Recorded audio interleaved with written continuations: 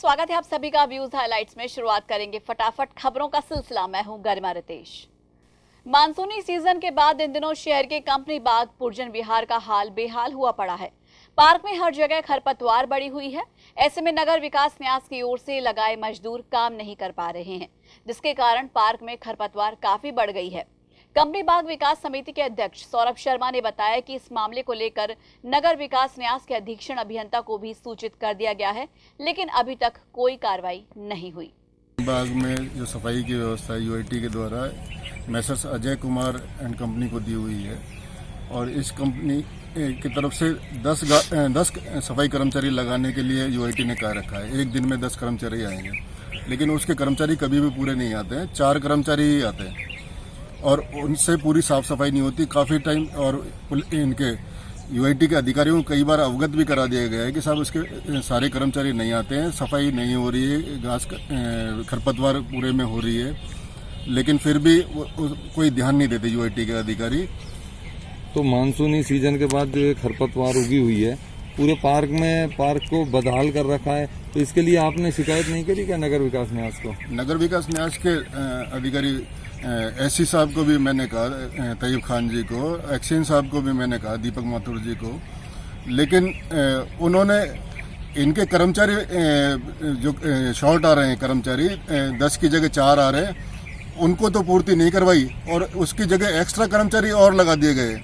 ये कहीं ना कहीं भ्रष्टाचार की तरफ इंगित करता है कि कहीं ना कहीं मिली भगत जो हो रही है यूआईटी के और अधिकारियों और ठेकेदार के की वजह से ये, और बिल पास हो जाता है हर महीने। इसमें जेईएन वेरीफाई करता है, जेईएन एईएन इसके बिल को वेरीफाई करते हैं कि सारे कर्मचारी आ रहे हैं, सफाई हो रही है, लेकिन ऐसा नहीं है कि सफाई हो रही है। कागजों के हिसाब से यहाँ 14 आदमी डेप्यूट हो चुके हैं। हाँ, कागजों के हिसाब से 14 आदमी कितने कर रहे हैं यहाँ काम? आदमी जो 4 आदमी रेगुलर आ रहे हैं वो ही आ रहे हैं, वही कर रहे हैं। और 4 महिलाएं और लगा दी गई हैं एक्स्ट्रा करके, जो टेम्परेरी उसमें लगा दी गई है, जिनका पेमेंट अलग से नगर विकास न्यास करेगी। शुक्रवार को सामाजिक सरोकार की भूमिका निभाते हुए रॉबिनहुड आर्मी और अरावली वुमेन स्पोर्ट्स अकेडमी की ओर से जरूरतमंद और असहाय 300 लोगों को भोजन कराया गया। अरावली वुमेन स्पोर्ट्स अकेडमी की भारती पावा ने बताया कि इस पुनीत कार्य में सभी लोगों ने बढ़ चढ़कर भाग लिया और सहयोग किया। सभी को ऐसा कार्य कर काफी अच्छा लगा। सब्जी भी बोलो किसी को ना, सब्जी डाल दो।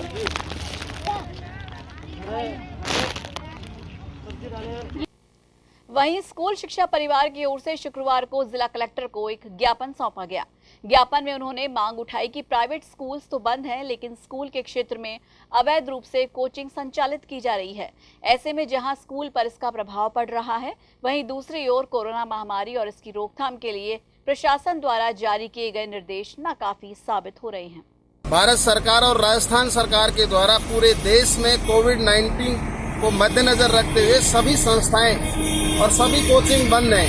कुछ कोचिंग और कुछ संस्थाएं ऐसी हैं जो कोविड का कोई ख्याल नहीं रख रही है और गवर्नमेंट के नियमों का धज्जी उड़ा रही हैं और ना बच्चों के स्वास्थ्य पर ध्यान रख रही हैं। वो किसी प्रकार की ना कोई चेकिंग करते हैं, सीधे 40-40, 50-50 बच्चों का बैच बिठा करके और वो बच्चों को शिक्षा दे रहे हैं, जबकि राज्य सरकार ने ये चीज पाबंदी लगा रखी है। बिल्कुल किसी भी संस्था और कोचिंग को मान्यता न होने के बावजूद भी ऐसी संस्थाएं और ऐसे कोचिंग जो बच्चों के साथ खिलवाड़ कर रहे हैं। समस्या ये है कि सूर्यनगर रोड पर गुरु बिल्डर्स के पास एक सक्सेस कोचिंग चल रही है, जो कि सुबह 6:30 बजे से लेकर 10:30 बजे तक 3 बैच निकालती है, जो कि अवैध रूप से चल रही है।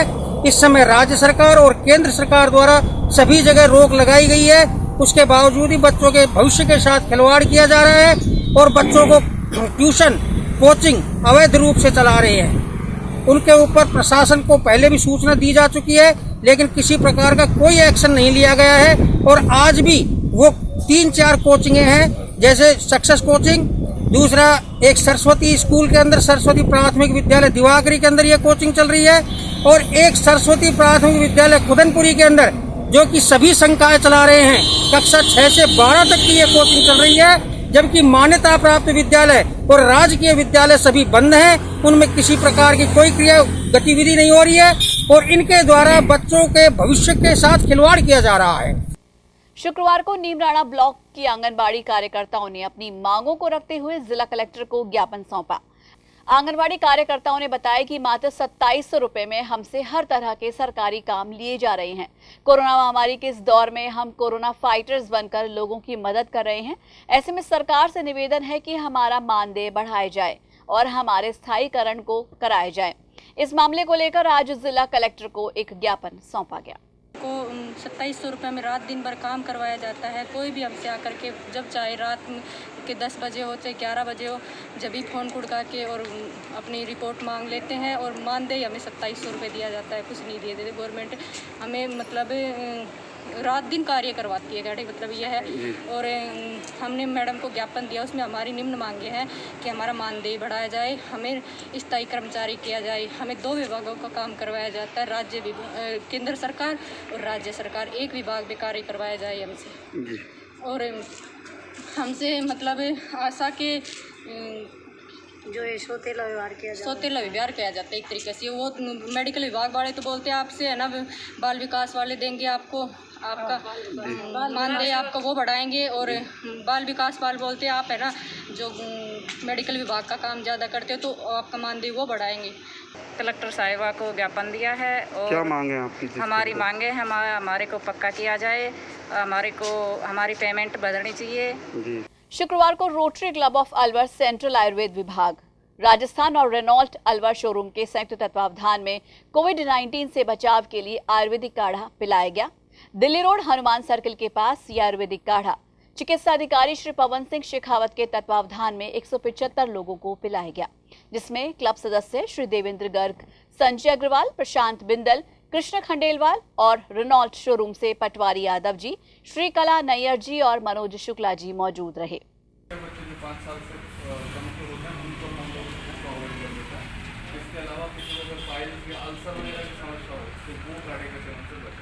एनईपी थाना पुलिस ने नाबालिग लड़की से छेड़छाड़ के मामले में आरोपी को गिरफ्तार किया है। इलाके के सूर्यनगर अरावली विहार निवासी एक महिला ने रिपोर्ट दर्ज कराई कि 1 सितंबर को कॉलोनी के रहने वाले ही एक आरोपी रजत उर्फ केशव ने उनकी नाबालिग बेटी से छेड़छाड़ की और विरोध करने पर मारपीट की। मामले में धारा 354 और पॉक्सो एक्ट के तहत मामला दर्ज किया गया है। घटना के बाद से ही आरोपी फरार हो गया था, जिसे पुलिस ने मंडी मोड़ से गिरफ्तार किया है।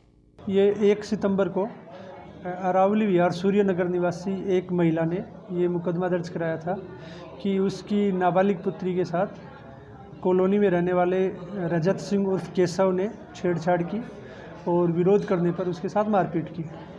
इस पर ये 354 में और पॉक्सो की धाराओं में मुकदमा दर्ज किया गया था। इसमें अनुसंधान किया गया और मुलजिम की तलाश की गई, जो कि अपने घर से फरार चल रहा था। कल इसको गिरफ्तार किया गया है और गिरफ्तार करके आज इसको माननीय न्यायालय में पेश किया जाएगा। क्या नाम पता है? ये रजत सिंह उर्फ केशव है, जो जाति से जट सिख है और अरावली विहार सूर्यनगर का रहने वाला है। मंडी मोड़ के पास से इसको गिरफ्तार किया है। और इसी के साथ ही व्यूज में वक्त हो चला है एक छोटे से ब्रेक का, लेकिन आप कहीं मत जाइए, देखते रहिए माध्यम।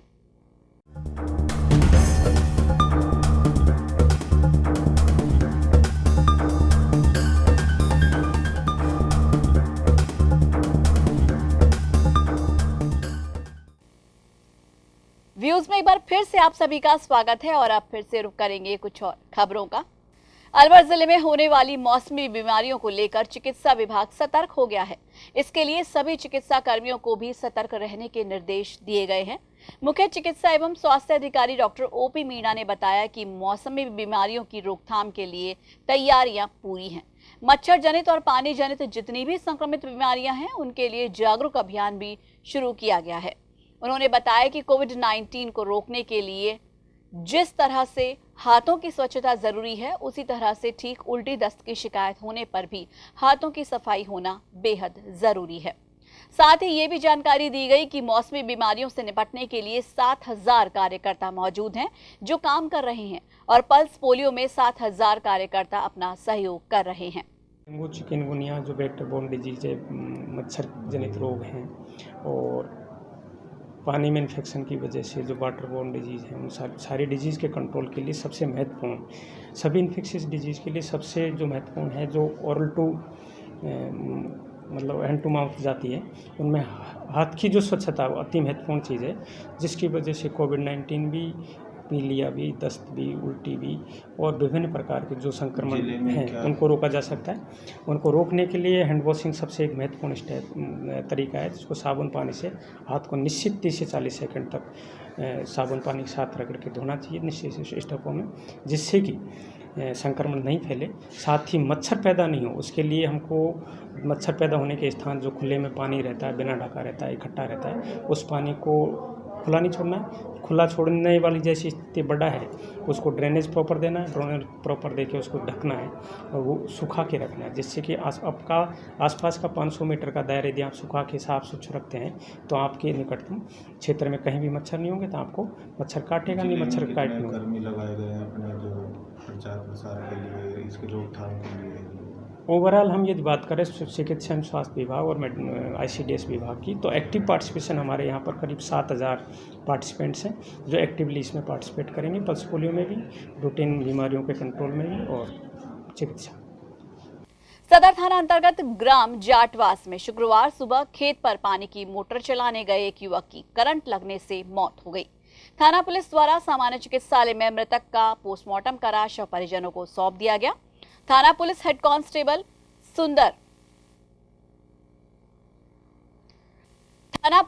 कांस्टेबल सुंदर सिंह ने दी जानकारी कि 42 वर्षीय आनंद कुमार जाट अपने खेत पर पानी की मोटर चलाने गया था।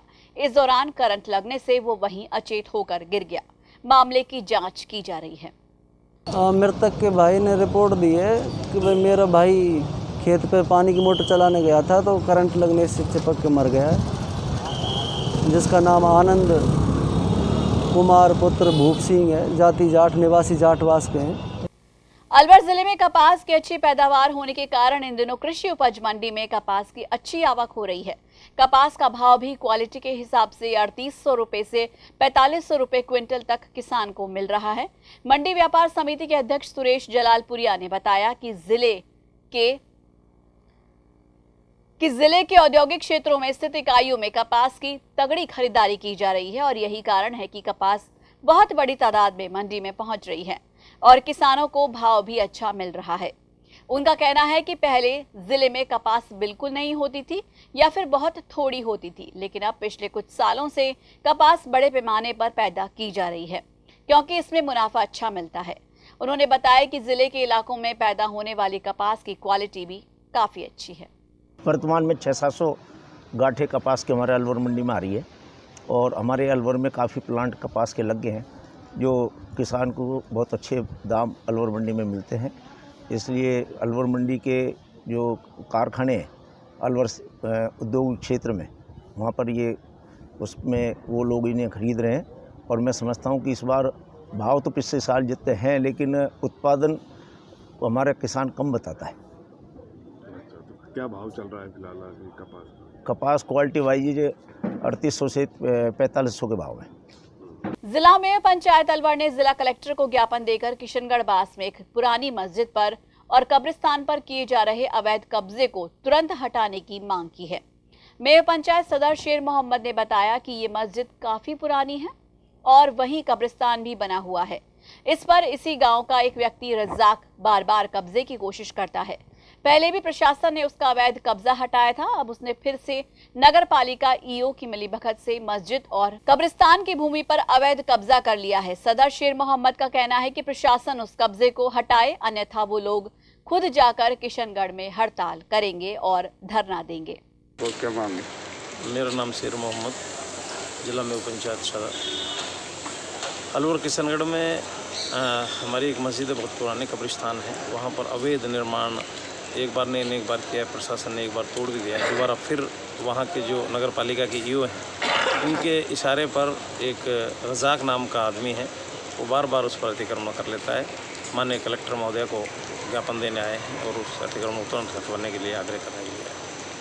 अलवर शहर के वार्ड 28 में वितरण के लिए आज सुबह FCI से भेजा गया गेहूं जानवरों के खाने योग्य भी नहीं है।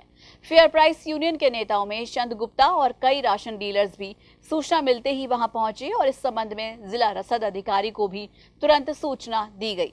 इन सभी का कहना है कि आज एफसीआई में जो गेहूं की रैक्स आई थी उसी से ये गेहूं भेजा गया है, जो बिल्कुल भीगा हुआ है और अंदर से काला पड़ा हुआ है। जब तक ये गेहूं बदला नहीं जाएगा तब तक वो गेहूं का वितरण नहीं करेंगे। ये वार्ड नंबर 28 है और हरभाई मीणा के नाम से राशन की दुकान है ये। और इसमें क्या है कि आज सुबह 9 बजे ये गाड़ी आई थी। जब हमारे डीलर भाई ने गाड़ी को चेक किया तो उसमें सारे कट्टे भीगे हुए और गेहूं काले पड़े हुए हैं, गेहूं के डड़े बंधे हुए हैं और बिल्कुल सड़ा हुआ गेहूं, मतलब खाने योग्य गेहूं नहीं है ये। पिछली बार भी हमारे साथ यही हुआ था तो उपभोक्ताओं ने हमारे ऊपर ब्लेम लगाया था कि भाई राशन डीलर अपनी तरफ से लाके गेहूँ मिला देता है और वो बेचता है।